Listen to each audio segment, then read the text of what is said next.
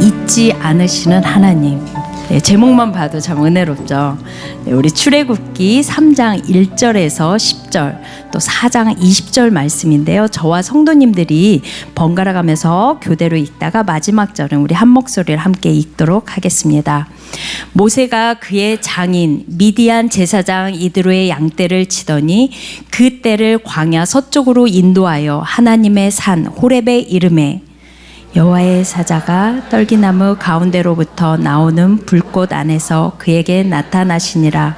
그가 보니 떨기나무에 불이 붙었으나 그 떨기나무가 사라지지 아니하는지라. 이에 모세가 이르되 내가 돌이켜 가서 이 큰 광경을 보리라. 떨기나무가 어찌하여 타지 아니하는고 하니 그때에 여호와께서 그가 보려고 돌이켜 오는 것을 보신지라. 하나님이 떨기나무 가운데서 그를 불러 이르시되 모세야 모세야 하시니 그가 이르되 내가 여기 있나이다. 하나님이 이르시되 이리로 가까이 오지 말라. 네가 선 곳은 거룩한 땅이니 네 발에서 신을 벗으라. 또 이르시되 나는 내 조상의 하나님이니 아브라함의 하나님, 이삭의 하나님, 야곱의 하나님이니라. 모세가 하나님 배웠기를 두려워하여 얼굴을 가리매 여호와께서 이르시되 내가 애굽에 있는 내 백성의 고통을 분명히 보고 그들이 그들의 감독자로 말미암아 부르짖음을 듣고 그 근심을 알고 내가 내려가서 그들을 애굽인의 손에서 건져내고 그들을 그 땅에서 인도하여 아름답고 광대한 땅, 젖과 꿀이 흐르는 땅, 곧 가나안 족속, 헷 족속, 아모리 족속, 브리스 족속, 히위 족속, 여부스 족속의 지방에 데려가려 하노라. 이제 가라. 이스라엘 자손의 부르짖음이 내게 달하고 애굽 사람이 그들을 괴롭히는 학대도 내가 보았으니 이제 내가 너를 바로에게 보내어 너에게 내 백성 이스라엘 자손을 애굽에서 인도하여 내게 하리라. 함께 읽겠습니다. 모세가 그의 아내와 아들들을 나귀에 태우고 애굽으로 돌아가는데 모세가 하나님의 지팡이를 손에 잡았더라. 아멘. 할렐루야. 우리 하나님께 다시 한번 영광의 박수 올려드리겠습니다. 하나님 영광 받아 주시옵소서. 이곳에 임재하여 주시옵소서. 되게 대놓고 환호성을 유도하니까 되게 쑥스럽기도 하고 뭔가 아쉽기도 하고 그렇습니다. 하지만 주님 사랑하는 마음으로 이곳에 다 모여 계신 줄로 믿습니다. 이제 양지천 보니까 꽃들은 다 지고 이제 파릇파릇 잎사귀가 올라왔습니다. 제 아들과 함께 지나가다가 저희 아들이 그런 말을 하더라고요. 꽃이 다 졌네. 너무 아쉽다라는 거예요. 참 꽃이 진 것은 아쉽기도 하지만 그 꽃이 짐으로 해서 또 다른 새싹이 태어나고 자라는 것을 우리들에게 보여주고 있습니다. 우리 삶 가운데서 놓치고 싶지 않은 순간들이 있습니다. 하지만 그 순간들이 지나가야지 그 다음을 맞이할 수가 있습니다. 아픈 것도 영원하지 않고 슬픈 것도 영원하지 않고 기쁜 것도 영원하지 않습니다. 하지만 그 모든 희로애락 속에서 하나님의 인도하심을 경험하리라 믿습니다. 그리고 특별히 오늘 수요 기도 예배 나오신 모든 분들에게 하나님의 은혜가 임하시길 주님의 이름으로 축원합니다. 4월달은 부르심이라는 주제로 말씀을 듣고 있습니다. 어떻게 지난 한 주 하나님의 부르심을 좀 들으셨나요? 아니면 들렸는데 외면하고 계신가요? 이 부르심이라는 것을 제가 묵상할수록 어떤 생각이 들었냐면 내 손에 잡은 것이 많을수록 외면하고 싶은 것이 부르심이구나라는 것을 경험하게 되었습니다. 어렸을 때는 부모님의 손을 놓지 않습니다. 꽉 잡고 있죠. 부모님이 전부이기 때문에 놓지 않고 부모님이 한번 부르면 반응을 합니다. 하지만 정말 성장하면 성장할수록 신기하게 주변에 신기한 것도 생기고 친구들도 생기고 부모님보다 더 좋은 것이 생길수록 나에게 주는 힘이 주어질수록 부모님의 부르심을 외면하게 됩니다. 그리고 점점 부모님의 손을 놓고 있습니다. 아마 다들 경험해 보셨죠. 그리고 자녀를 키우신 분들은 어느 순간 자녀가 내 손을 잡지 않는 것을 경험해 보셨을 것입니다. 그런데 이 잡고 놓는 것은 어떻게 보면 우리 삶 가운데서 내가 생각하는 물질과 욕심과 교만뿐만 아니라 내가 세상을 살아가면서 겪게 되는 아픔과 고통과 두려운 마음으로 인해서 부르심에 반응하지 못할 때도 있다라는 것입니다. 하나님의 부르심에 우리가 욕심뿐만 아니라 세상과만 붙잡아서 내가 반응하지 않는 것이 아니라 때로는 내가 겪는 아픔과 슬픔으로 인해서 내가 하나님을 외면할 때도 있다라는 것입니다. 아담을 살펴봐도 그래요. 아담의 삶을 살펴보면 아담이 그 삶 가운데서 하나님과 화목하게 지내다가 죄가 그 안에 들어오자 그가 범죄하자 하나님의 부르심에 반응하지 못하게 되죠. 그리고 오늘 모세를 통해서도 우리는 알 수 있습니다. 오늘 모세를 부르신 그 부르심을 통해서 오늘 3장과 4장을 통째로 살펴볼 텐데 이 모세의 이야기 속에서 모세를 모세로 생각하지 마시고 나라고 생각하시면서 하나님 앞에서 내가 서 있고 하나님께서 나에게 말씀하시는 그 음성에 귀를 기울이면서 나갈 수 있는 저와 성도님 되시길 주님의 이름으로 축원합니다. 기도하시겠습니다. 참 좋으신 하나님, 주의 사랑과 은혜를 감사합니다. 아버지 하나님, 오늘도 우리가 주 앞에 서 있습니다. 모든 분주한 마음들, 주로부터 오지 않는 그 모든 마음들을 다 내려놓고 잠잠히 주의 앞에 우리가 서 있습니다. 떨기 나무 앞에 서 있는 모세처럼 우리가 서 있습니다. 하나님 말씀하여 주시고 그 말씀으로 다시 한번 우리 자신을 돌아보고 우리 자신을 돌아보아 주 앞에 순종할 수 있는 복된 시간 될 수 있도록 인도하여 주시옵소서. 이 모든 시간 주께서 주관하여 주실 줄 믿고 존귀하신 예수님 이름으로 기도드립니다. 아멘. 아침부터 나오신다고 고생 많이 하셨습니다.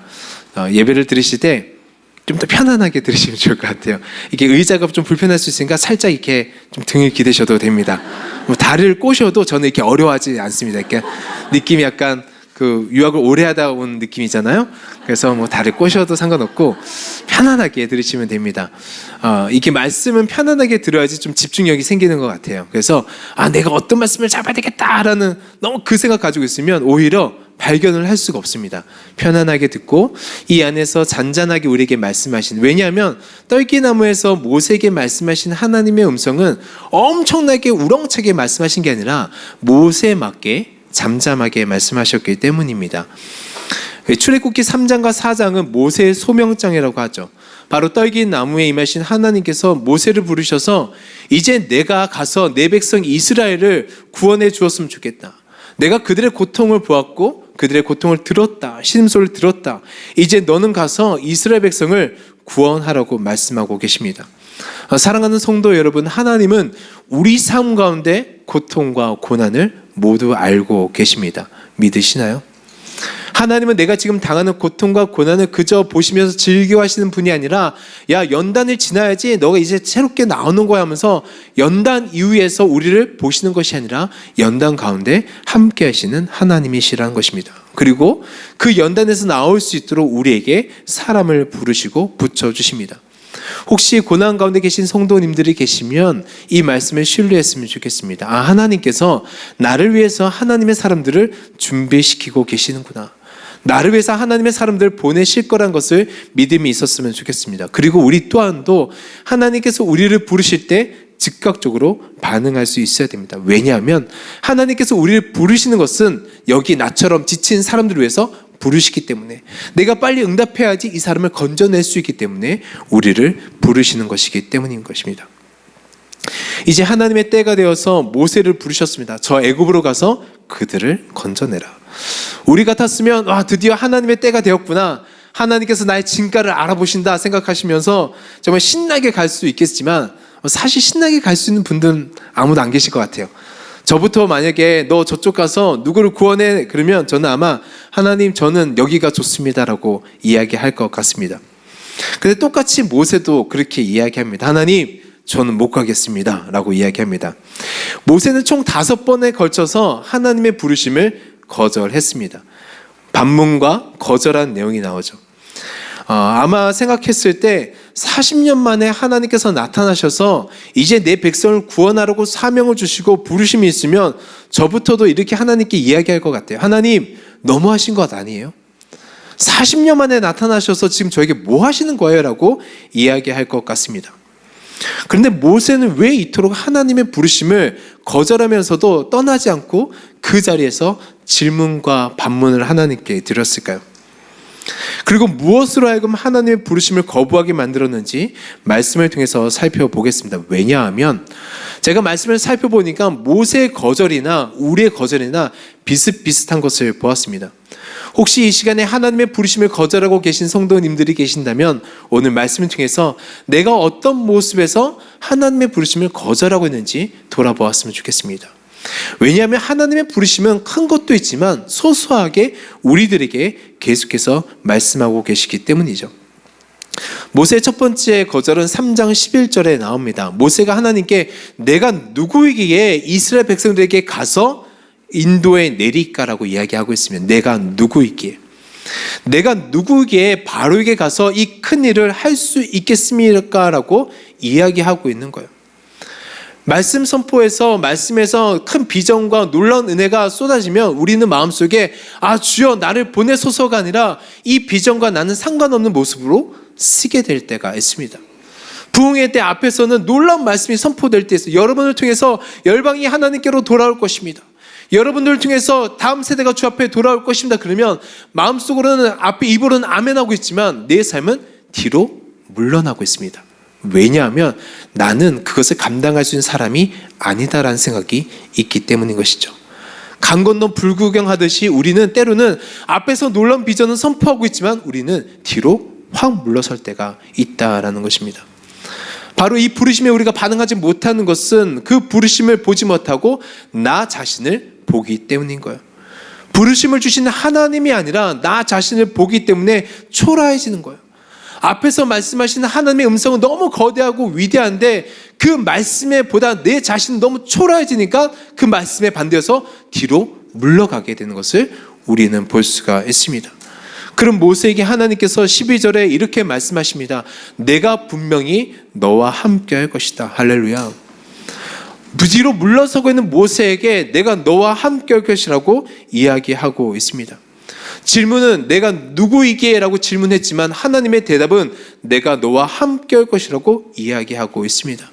전혀 다른 것 같아요. 하지만 우리 인생의 정체성은 하나님이 함께 하심으로 결정난다라는 것입니다. 하나님의 그 임재하심으로 우리의 인생의 정체성이 결정나기 때문에 그렇습니다. 사랑하는 성도 여러분, 사탄은 언제나 우리 자신을 돌아보게 합니다. 사탄은 언제나 우리 모습을 돌아보게 합니다. 아까 대표로 기도하실 때 저를 위해서 기도하시는데 사역할 때마다 예수님의 형상이 나타나기 위해서 기도하셨는데 순간 생각이 들었습니다. 나는 사역할 때마다 예수님의 형상이 나타나는가? 참으로 부끄러웠습니다. 우리는 그 앞에서 주의 말씀이 선포되면 선포될수록 빛이 선포되면 선포될수록 앞으로 담대하게 나가는 것이 아니라 주저하게 되는 거예요. 나 자신이 초라해지기 때문인 것이죠. 하지만 이럴 때 우리 자신을 돌아보지 않고 하나님 바라볼 수 있길 주님의 이름으로 축원합니다. 두 번째 거절은 13절에 기록되어 있습니다. 만약에 이스라엘 백성들이 너가 보내신 사람의 그 사람의 이름이 무엇이냐고 물어보면 너는 어떻게 소개할 거냐고, 내가 어떻게 소개하면 되겠냐라고 이야기하는 것입니다. 당시 모든 신에는 이름이들이 다 있었습니다. 그래서 모세에게 너를 부르신 그 사람의 그 신의 이름은 무엇이냐고 하면 어떻게 해야 됩니까? 모세는 아직 가지도 않았지만은 걱정이 태산이에요. 우리 모습과 같아요.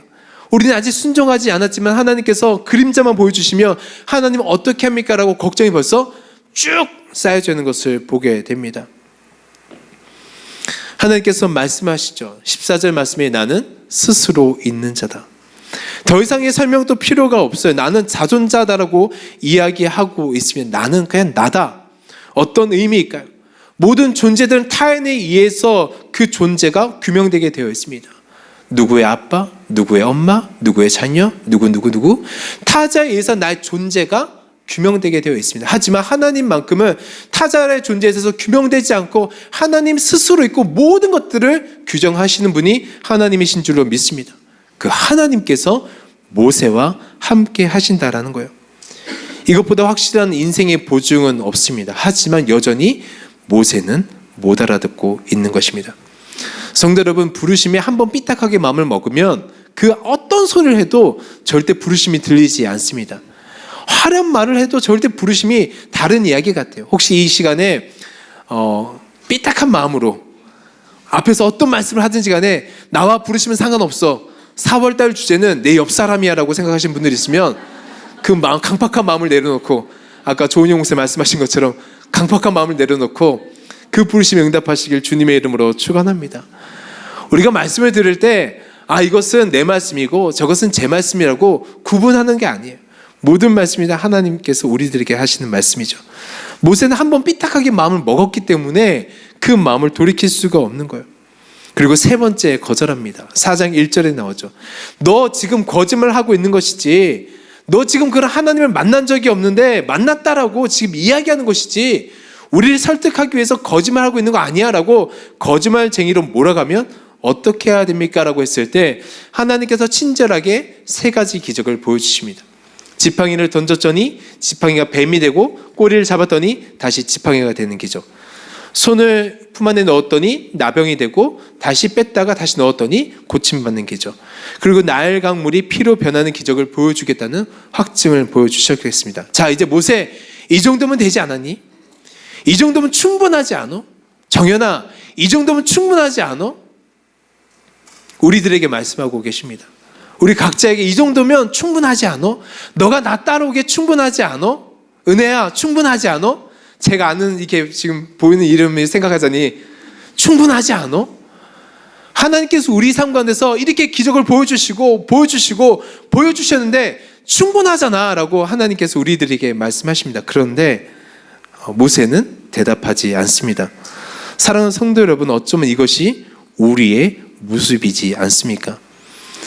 사실은 모세는 오랫동안 광야 시간을 지나면서 자신만만했던 것이 점점 사그러졌습니다. 두려웠습니다. 자기 존재에 대해서 두려웠던 것입니다. 그래서 하나님의 존재에 대해서 질문을 하고 있는 것입니다.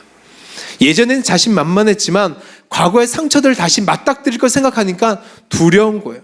그 상황 속에서 발도 디디지 못하고 스스로 위축되고 작아져 있는 것입니다. 그런데 3세번도 모자라서 모세는 다시금 하나님의 음성에 거절을 합니다. 4장 10절에 나오고 있습니다. 모세가 여호와께 아뢰되 주여 나는 본래 말을 잘 못하는 자인이다. 주께서 주의 종에게 명령하신 후에도 역시 그러하니 나는 입이 뻣뻣하고 혀가 둔한 자인이다. 한마디로 하나님, 저는 말을 못하는 사람입니다. 지금 말을 이렇게 잘하고 있는데 말을 못하는 사람입니다라고 이야기하고 있습니다. 하나님도 슬슬 화가 나기 시작하십니다. 도대체 너에게 입을 만들어준 사람은 누구냐? 내가 너에게 할 말을 주겠다라고 이야기하십니다. 그럼에도 불구하고 모세는 물러나지 않고 또 거절합니다. 13절에 하나님께 알아듣게, 하나님 이 정도는 좀 알아들으셔야죠 라고 했는데 못 알아들으니까 모세가 이르되 주여 보낼 자를 보내소서, 보낼 만한 자를 보내소서라고 이야기합니다. 무슨 말일까요? 하나님, 저 안 가요. 저는 그냥 안 가겠습니다라고 이야기하고 있습니다. 하나님은 강적을 만나신 거죠. 얼마나 부르심에 반응하지 않는 케이스일까요? 하나님께서 성경에 많은 사람들을 부르셨을 때, 아브라함을 부르셨을 때, 이사야를 부르셨을 때, 베드로를 부르셨을 때, 바울을 부르셨을 때 어느 정도의 어려움은 있었지만 사실 하나님께 이렇게 대들고 안 가요라는 사람은 모세밖에 없습니다. 하나님께서 계속 설득했지만 그는 계속 거절하고 있습니다. 여러분들 이해가 되시나요? 저는 이해가 되실 거라 생각이 듭니다. 다 웃으시죠? 이해가 되시잖아요. 왜냐? 나도 그렇게 거절하고 있기 때문에 충분히 모세가 이해가 되실 거라 생각이 듭니다. 보통 교회에서 연락이 가면 제가요? 저 같은 사람이 힘들어요. 우리도 한 5번 정도는 거절하죠. 다른 사람을 보내소서라고 이야기합니다. 저는 자격이 주어지지 않습니다. 그런데 저는 좀 더 이해가 됩니다. 저 어떤 모세만큼이나 부르심에 받아들이지 않았기 때문이에요. 그 부르심에 반응하는 것이 쉽지가 않았습니다. 저희 부모님께서 제가 태어나기 전에 소원을 하셨습니다. 저희 아버지께서 교회를 다니시지 않으셨고 저에게 누나가 둘이 있는데 저에게 부모님께 그러셨대요. 만약에 아들이 태어나면 내가 교회를 다니겠다.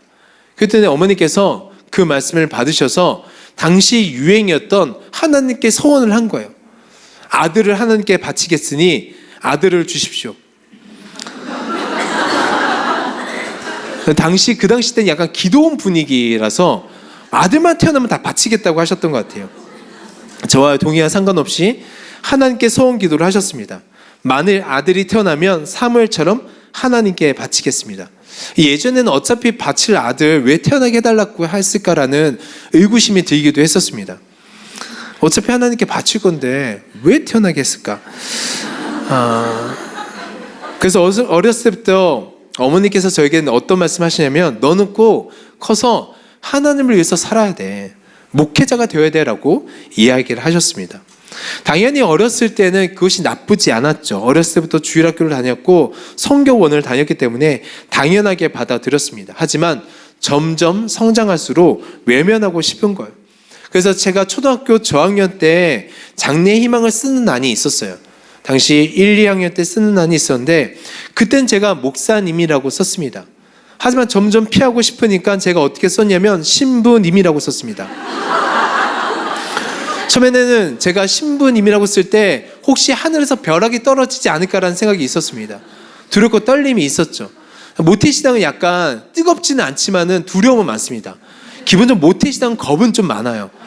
주일날에 교회 안 가면 그냥 하늘에서 이렇게 벼락이 떨어질 것 같은 두려움 때문에 못 가고, 헌금을 하고 싶지는 않지만 왠지 안 하면 내 물질이 끊길까봐 하게 되는 것이 모태신앙이에요.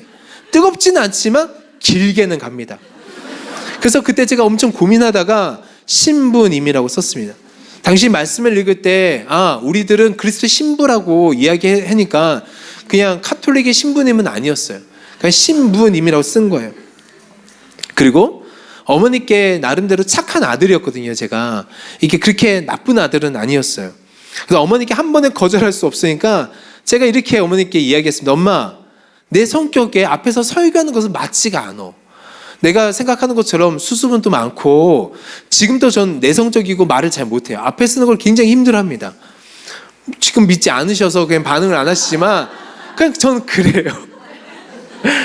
그래서 저는 목사님과 맞지가 않아 하면서 목사님을 넣었지만 앞에 수식어가 붙기 시작했습니다. 공부하는 목사가 될게, 돈 버는 목사가 될게, 운동하는 목사가 될게. 요즘 트렌드는 그냥 앞에서 설교하신 목사님 아니야. 이제 세상에서 목회를 해야 돼. 그래서 노래하는 목사가 될게. 정말 목사님만큼은 안 하고 싶었어요. 그래서 앞에 수식어를 붙여서 그저 세상에서 있으면서 적당한 선으로 유지하고 싶었던 것입니다. 다른 사람들이 제가 어렸을 때 예언 기도를 받았는데 저한테 기도를 할 때마다 너는 이제 열방을 다니면서 복음을 증거할 거라고 예언 기도를 받으면 속으로 콧웃음을 썼습니다. 무슨 내가. 그리고 기도해 보라고 하면 당장 응답이 없었어요. 그렇죠. 기도하는데 뭐 당장 하나님께서 말씀하지 않으셨기 때문이죠. 그런데 시간이 흐를수록 이것은 그냥 하고 싶지 않다가 아니라 점점 내 모습을 보았을 때 준비되어 있지 않은 모습을 보게 된 거예요. 만약 목사님이 되면 이것도 못하고 저것도 못하고 이것도 할 수 없어. 그래서 나는 이 핑계 저 핑계 대면서 하나님, 저는 목회자만큼은 되고 싶지 않습니다라고 이야기했지만 사실 제 마음속에는 뭐가 있었냐면 시간이 지나면 지날수록 그거와 상관없는 제 모습 속에 자신이 없었던 것입니다. 목회자라고 하기에는 너무나도 제 성품이, 제 목소리가, 제 모습이 너무나도 준비가 되어 있지 않았습니다. 하나님의 부르심은 감사하지만 그것을 사용하지만 그 부르심에 하나님을 신뢰하지만 막상 나 자신은 신뢰할 수가 없었던 것입니다. 내가 나를 아는데 어떻게 목회자가 돼? 하나님의 능력이 많으시죠. 하나님은 계획이 있으시죠. 그런데 괜히 내가 끼어서 하나님의 사역이 망가질까봐, 하나님의 그 사역이 망가질까봐 할 수가 없는 거예요. 자신이 없는 거예요. 그런데 사실 그 마음 지금도 있습니다. 지금도 제가 앞에 앉아서 찬양하는데 하나님의 부르심을 찬양하는데 하나님, 제가 혹시 이 자리에 서서 하나님의 사역을 망가뜨리지 않을까봐 참으로 두렵습니다 라고 마음이 드는 거예요. 사실 저는 어디 가나 그런 마음은 있습니다. 그것은 제가 겸손해서가 아니에요. 제 모습을 알기 때문에 제가 앞에 서는 게 두려운 거예요. 하나님의 계획이 있겠죠. 하나님의 능력이 있겠죠. 하지만 저는 준비가 되어 있지 않습니다. 하나님, 그리고 여기 계신 분들이 저보다 훨씬 더 훌륭합니다. 만약 내가 섰다가 망치면 어떡합니까? 그래서 우리도 마찬가지예요. 하나님의 부르심은 너무 크고 위대하시지만은 내 안에서 손살이 치는 이유는 바로 혹시 만약에 내가 순장으로 섰다가 내가 무엇으로 섰다가 누구 시험 들면 어떡해요? 라고 하나님께 우리가 다시 한번 이야기할 때가 있다라는 것입니다. 베드로가 주님, 나를 떠나십시오 라고 말하는 것은 왜 부르심을 외면했을까요? 그 부르심에 감당할 수가 없는 거예요. 하나님의 부르심은 위대하지만 내 모습이 너무 초라한 거예요. 그런데 여러분 기억하십시오. 부르신 그분이 책임지신 줄로 믿습니다. 우리 삶 가운데서 하나님께서 부르셨으면 그 하나님께서 우리 인생을 책임지시는 것입니다. 저는 그 담대함으로 오늘도 이 자리에 섰습니다. 우린 때로는 두려움이 앞설 때가 있습니다. 그 부르심보다 앞설 때가 있습니다. 제가 아까 찬양할 때, 기도할 때 제가 조은희 목사님한테 나 축복하는 거 하지 마세요라고 계속 사인을 드렸습니다.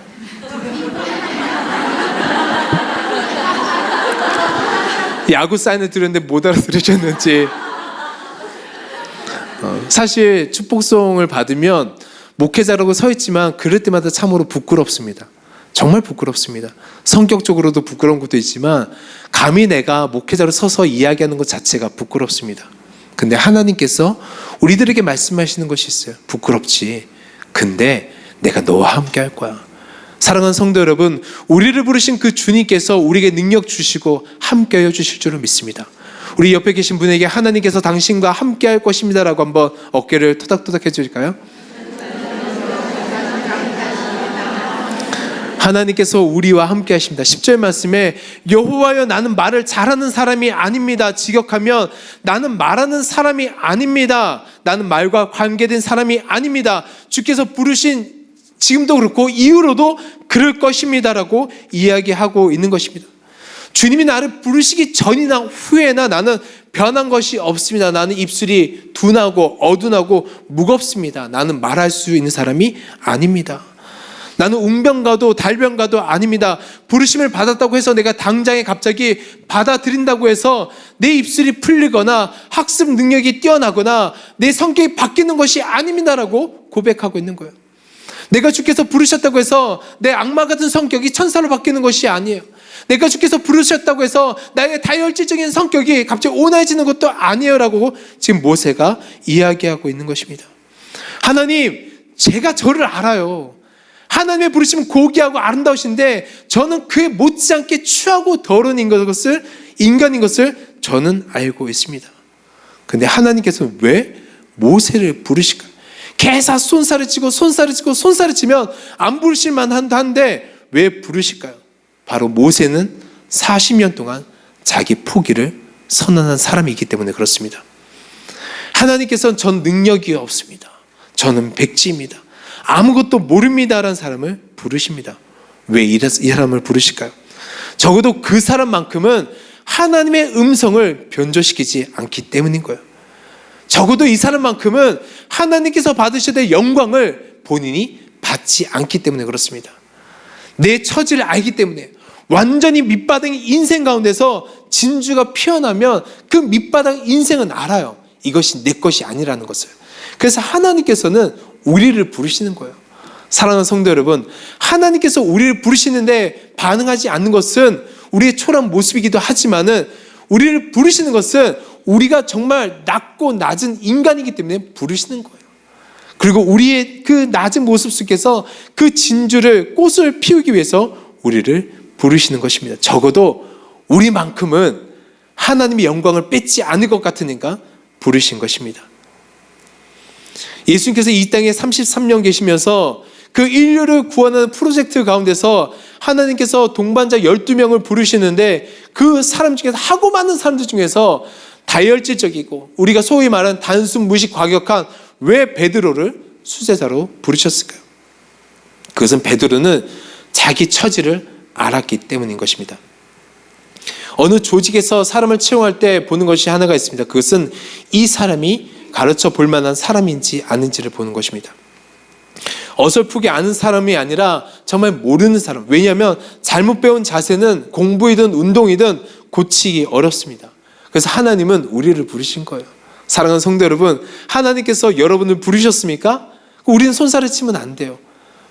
왜냐하면 하나님께서는 우리에게 딱 맞기 때문에 부르신 거예요. 그래서 그 부르심에 응답하시길 주님의 이름으로 축원합니다. 여러분 어떤 분이신가요? 그 부르심에 반응하시는 분이신가요? 아니면 외면하고 있는 분이신가요? 물론 모세가 이렇게 부정하는 것은 어떻게 보면 너무 부정하는 것은 자기도 부정하고 하나님도 부정하는 것은 우울한 신앙으로도 갈 수 있습니다. 하지만 자기 부정이 하나님의 긍정으로 간다면 이것은 하나님께 영광 올려드리는 건강한 신앙으로 갈 수가 있습니다. 하나님, 저는 할 수가 없어요. 근데 하나님은 하실 수 있으십니다라고 고백하는 것입니다. 모세가 이렇게 거절하는 것은 어떻게 보면 하나님의 책임도 있습니다. 왜냐하면 40년 전 온전할 때 부르신 것이 아니라 그가 완전히 바삭 깨지고 밑바닥으로 갔을 때 부르셨기 때문이죠. 모세가 모든 것을 할 수 있었을 때, 애굽의 왕자였을 때, 하나님 제가 모든 것을 할 수 있습니다라고 이야기할 때는 부르시지 않았어요. 이게 자기 자신도 포기하고 있을 때 하나님이 부르셨어요. 건강할 때 부르신 것이 아닙니다. 물질이 있을 때 부르신 것이 아닙니다. 힘이 있을 때 부르신 것이 아닙니다. 열정이 있을 때 부르신 것이 아닙니다. 모든 것을 다 놓았을 때 하나님, 저 이제 가정이 생겼어요. 저 이제 적당히 일할 자리가 생겼습니다. 나름대로 일할 수 있고 이제 싸워서 무기 들고 싸울 수 있는 힘이 없습니다. 이제 사명이고 비전이고 목표이고 이런 거 간에 스트레스 안 받고 살고 싶습니다. 청년의 때가 아니라 중장년의 때 하나님께서 모세를 부르시고 있는 것입니다. 그런데 하나님께서 모세에게 자꾸 불을 지피시는 거예요. 40년 만에 찾아오셔서 가만히 있는 그의 인생 가운데 불을 지펴주시는 것입니다. 우리가 질문하죠. 하나님, 왜 지금입니까? 하나님, 왜 지금입니까? 그때 안 부르시고 왜 지금 우리를 부르시나요? 그것은 바로 그 중심이 준비된 사람을 하나님께서 찾으시기 때문에 그렇습니다. 모세가 이야기하죠. 다른 사람을 보내십시오. 이사야가 소명 받을 때는 주여 내가 여기 있어 나를 보내십시오 하지만 모세는 아닙니다. 쟤를 보내십시오 라고 이야기하고 있는 것입니다. 하나님, 사람을 잘못 찾으셨습니다. 저는 아닙니다.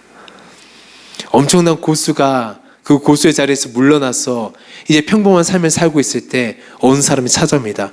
당신만이 이 나라를 구원할 수 있습니다. 그때 그 사람이 이야기해요. 아닙니다.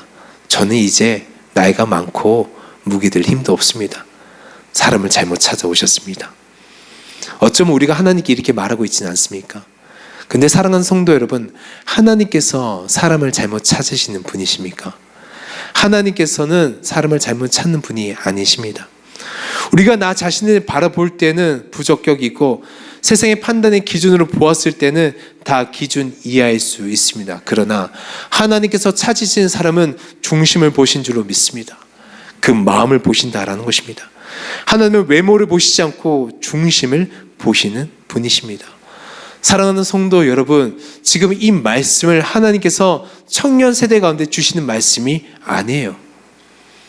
바로 우리 같은 중장년, 노년에 주시는 말씀인 것입니다.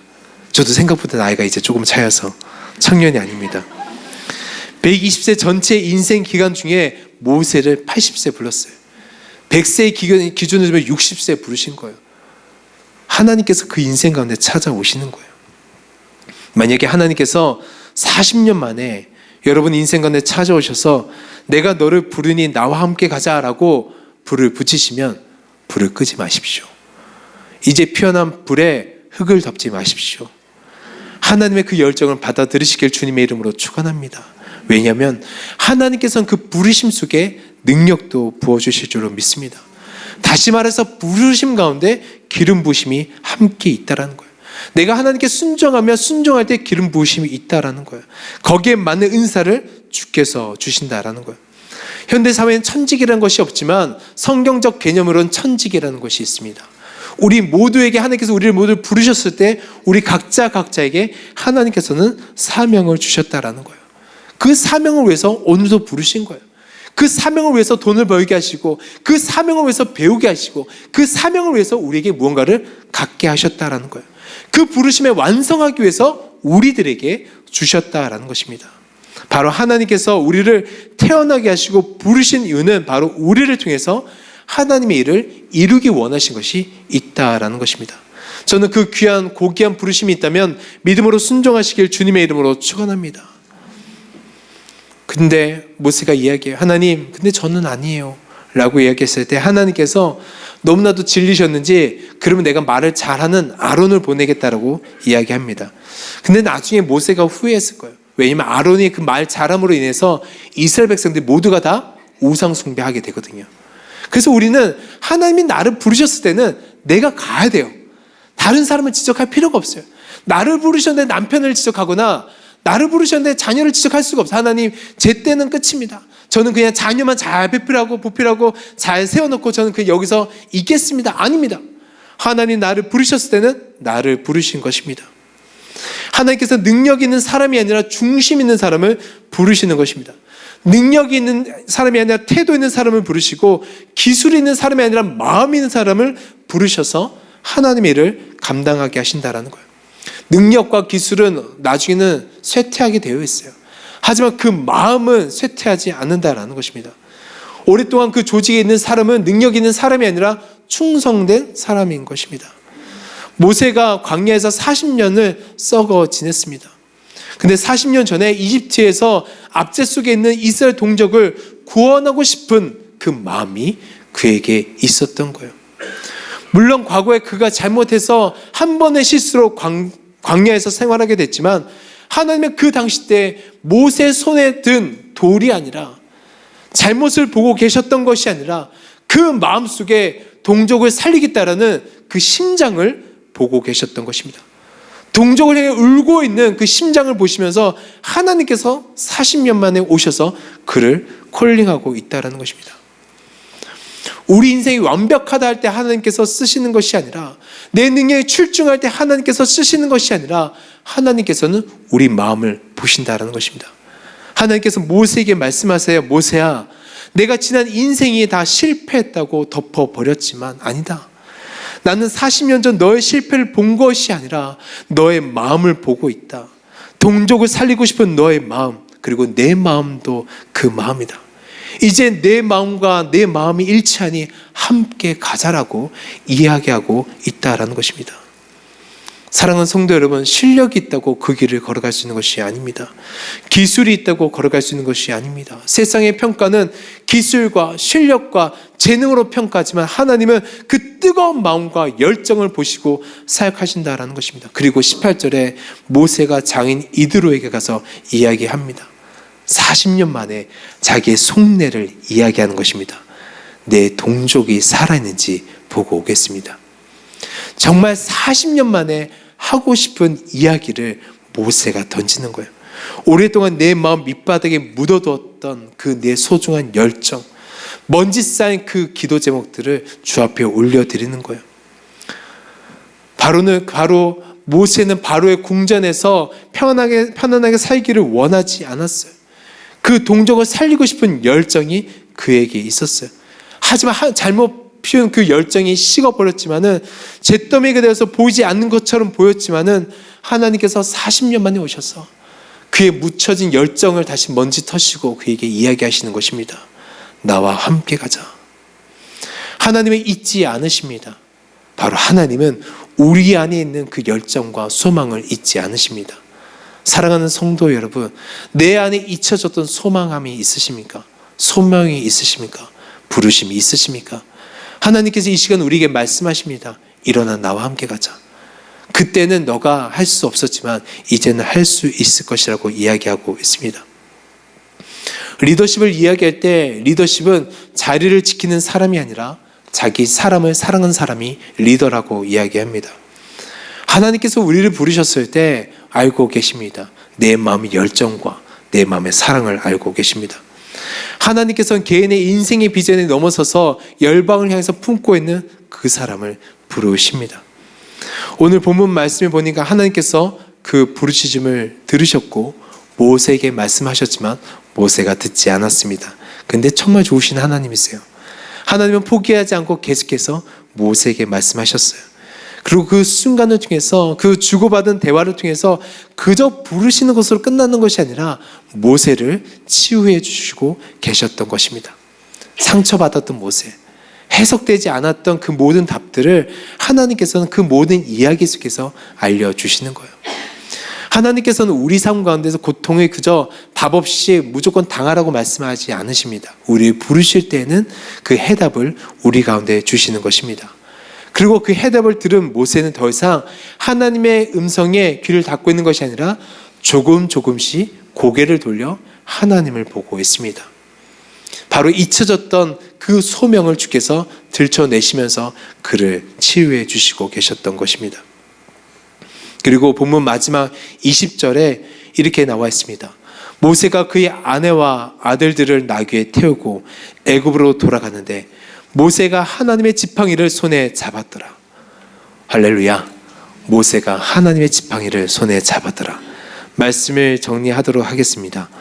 모세가 아내와 자녀를 나귀에 태우고 모세의 손에는 하나님의 지팡이가 들려져 있습니다. 모세의 손에는 하나님의 지팡이가 들려져 있습니다. 사람의 지팡이가 아니라 하나님의 지팡이가 들려져 있습니다. 모세의 손에는 하나님의 지팡이가, 하나님의 손에는 모세가 들려져 있습니다. 우리가 하나님께 순종하면, 하나님께 잡힌 바 되면 다른 인생을 살게 될 줄로 믿습니다. 더 이상 나의 것이 아니라, 나의 능력이 아니라 하나님의 능력으로 살게 될 줄로 믿습니다. 그리고 모세가 잡은 그 지팡이로 바로의 호를 대신하는 넘어선 능력을 발휘하게 될 줄로 믿습니다. 사랑하는 성도 여러분, 이 시간에 하나님께 고개를 돌려 다시 한번 돌아보았으면 좋겠습니다. 혹시 우리 삶 가운데서 하나님께 반응하지 못한, 소위 우리말로 삐지신 분이 계십니까? 소위 우리말로 하나님 그때는 너무 하셨잖아요, 그때는 하나님 정말 너무 하신 거예요 라고 혹시 외면하고 신앙생활을 하고 계신 성도님들이 계시지 않으십니까? 나이와 상관없습니다. 내가 10대 때도 괜찮습니다. 내가 어릴 때도 괜찮습니다.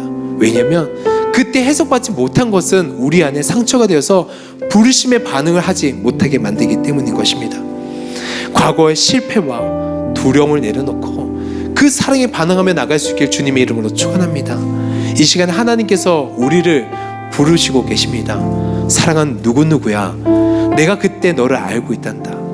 너 그때 실패했다고 말했지, 근데 실패가 아니야. 내가 그때 너와 함께 했고 이제 그것을 나와 함께 이뤄가자고 말씀하고 계십니다. 이 시간에 함께 찬양하고 나갈 때 하나님, 이 찬양을 통해서 다시 한번 내가 주의 음성을 듣길 원합니다. 그리고 우리 마음을 정직하게 주 앞에 드렸으면 좋겠습니다. 이 시간에 기도할 때 일어서셔도 좋고 앉으셔도 좋습니다. 편하게 하나님께 기도했으면 좋겠습니다. 내가 있는 자세 그대로 하나님께 기도했으면 좋겠습니다. 일어서셔도 앉아서도 상관없습니다. 하나님께서 섭섭한 마음을 제 앞에 좀 드렸으면 좋겠습니다. 하나님, 그거 아세요? 내가 정말 주의 부르심에 반응하고 싶은데 정말 제가 반응하지 못하는 것은 하나님, 제 안에 두려움이 있기 때문입니다. 아픔이 있기 때문입니다. 상처가 있기 때문인 것입니다. 근데 하나님, 제가 그것을 바라봅니다. 그리고 그 속에서 다시금 하나님과 함께 내가 주를 바라볼 수 있도록 인도해달라고 우리 나의 하나님 찬양하시고 기도하시겠습니다.